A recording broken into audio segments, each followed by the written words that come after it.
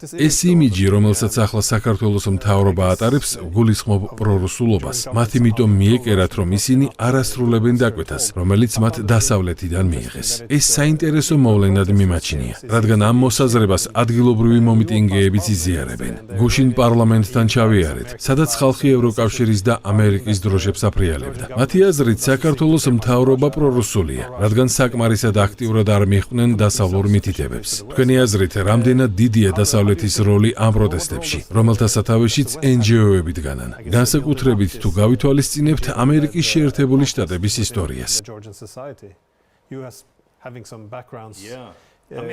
ამერიკის შეერთებული შტატებისა და დიდი ბრიტანეთის დიპლომატიურ დღის წესრიგში ღრმად არის ჩაშენებული ეს მიდგომა. ამ კუთხით ჩვენ ვაწარმოებთ იმას, რასაც მე ვუწოდებ ბიპოლარულ დიპლომატიას, სადაც გსურს პატარა სახელმწიფოებმა არჩევანი გააკეთონ კარგ ბიჭებს, ანუ ჩვენსა და ცუდ ბიჭებს შორის, ანუ რუსეთს, ჩინეთსა და ირანს შორის. მე-20 საუკუნის მიწურულიდან დღემდე ჩვენ მილიონობით ფუნტს ვხარჯავთ NGO ინდუსტრიის განვითარებაში მთელი მსოფლიოს მასშტაბით. მილიონობით ფუნტი იხარჯება ბრიტანეთის ბიუჯეტიდან მსოფლიოში დემოკრატიის განვითარების, ადამიანის უფლებებისა და LGBT უფლებების აქტივიზმში. არ ვამბობ, რომ რომელიმე პუნქტი დიდ ბრიტანეთში თავისთავად ცუდია. ისინი ჩვენს საზოგადოებაში პოზიტიურ როლს ასრულებენ, რადგან ამ თემებზე დისკუსიები იმართება. თუმცა უცხო ქვეყნებში პრობლემა ჩნდება მაშინ, როდესაც NGO-ები ფულს იღებენ ამ საკითხების წინ წამოწევისთვის, რაც ხშირ შემთხვევაში ადგილობრივ პოლიტიკურ და კულტურულ გარემოს ეწინააღმდეგება. საქართველოს ყავს 7000-ზე მეტი უცხოეთიდან დაფინანსებული არასამთავრობო ორგანიზაცია. ყველა მათგანი ეწინააღმდეგება საქართველოს ხელისუფლების პოლიტიკურ დღის წესრიგს.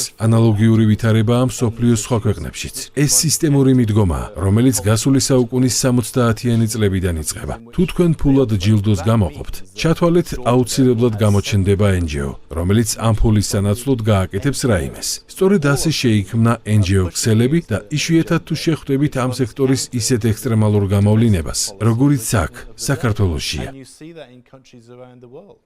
And this, you can go back to the 1970s in very different ways, people interfering in the internal affairs, of governments. It's systemic, the way we set up these funds, and you offer money, you'll find an NGO who bids for that money.